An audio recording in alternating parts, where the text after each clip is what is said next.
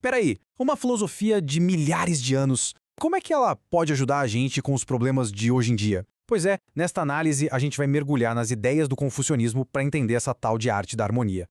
Sabe, essa é a grande questão.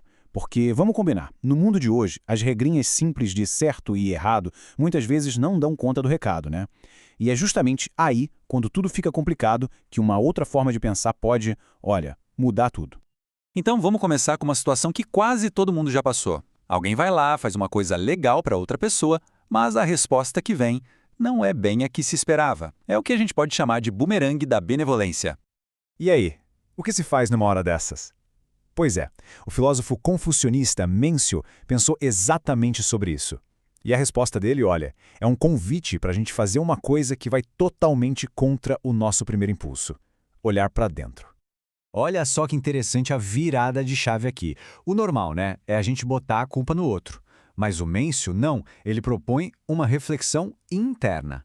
A ideia é que a falta de resposta do outro não é um problema dele, mas sim um sinal para a gente repensar a nossa própria atitude. A pergunta muda para: será que a minha forma de agir foi a melhor para essa situação? E essa citação do sábio Ito Jinsai vai ainda mais fundo nisso. Porque, segundo o confucionismo, a benevolência de verdade não é só um ato para a gente se sentir bem, sabe? Aquela coisa de, fiz minha parte. Não. Ela precisa de uma resposta. Precisa criar uma via de mão dupla. O objetivo final não é só a autossatisfação, mas construir uma relação, uma harmonia. Ok, então a gente saiu de um problema mais pessoal e agora vamos para um dilema ético clássico, daqueles de livro, sabe? Onde duas regras que a gente acha que são boas, de repente, batem de frente. Imagina a cena, alguém está em casa e de repente, batem na porta. É um assassino. A tensão já sobe na hora. E a coisa fica ainda mais séria. Esse assassino está procurando uma pessoa amiga que por acaso está escondida dentro da casa. Agora a gente não está mais falando de teoria, tem uma vida em jogo de verdade. E aí vem a pergunta, na lata. Essa pessoa está aí dentro. Pronto. Não tem para onde correr. É preciso fazer uma escolha impossível entre dois valores muito importantes. Aqui fica bem claro o tamanho do problema. Se a pessoa se apegar na regra do seja sempre honesto, a consequência pode ser trágica. Mas, se escolher mentir para proteger uma vida, quebra outra regra moral importante. Ou seja, uma ética que se baseia só em regras fixas deixa a gente num beco sem saída. E aí, como é que resolve um negócio desses? É exatamente aqui que o confucionismo traz uma ideia-chave. Um conceito que serve para essas situações em que a lei, a regra, pura e simples, não dá conta. E essa ideia é a virtude. Mas olha, não é virtude no sentido de só seguir uma listinha de coisas boas a fazer. É mais do que isso. É como uma habilidade, quase uma arte mesmo.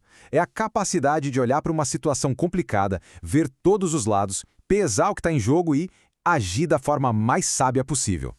E o ponto super importante aqui, a ideia não é jogar as leis fora, de jeito nenhum. As leis são fundamentais para a sociedade. A virtude entra como um complemento, sabe, para preencher justamente aquelas brechas que as regras, por serem muito gerais, acabam deixando. Beleza. Agora vamos pensar maior. Como é que esse conceito de virtude se aplica não só para uma pessoa, mas para sociedades inteiras? Especialmente nesse nosso mundo todo conectado de hoje. A história da China tem um exemplo ótimo disso, com a dinastia Qin. Eles tentaram unificar o país impondo um único código de leis para todo mundo. Só que as regiões tinham culturas e valores super diferentes. Qual foi o resultado? Um monte de atrito, de insatisfação, e esse é um desafio que a gente vê até hoje. Tentar aplicar uma regra única e rígida para todo mundo quase sempre dá problema. E é aí que a virtude entra como se fosse um lubrificante. Imagina as engrenagens da sociedade global.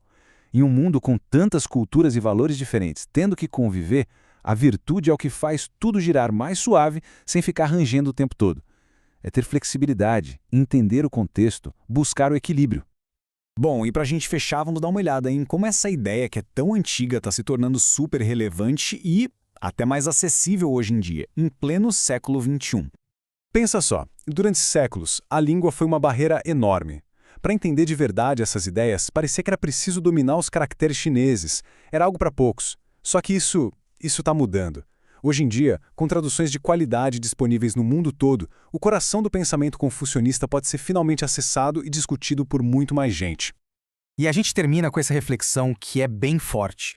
No mundo que está cada vez mais conectado, mas ao mesmo tempo mais complexo, talvez essa sabedoria antiga sobre a virtude não seja só uma coisa do passado, talvez seja uma necessidade para o nosso futuro.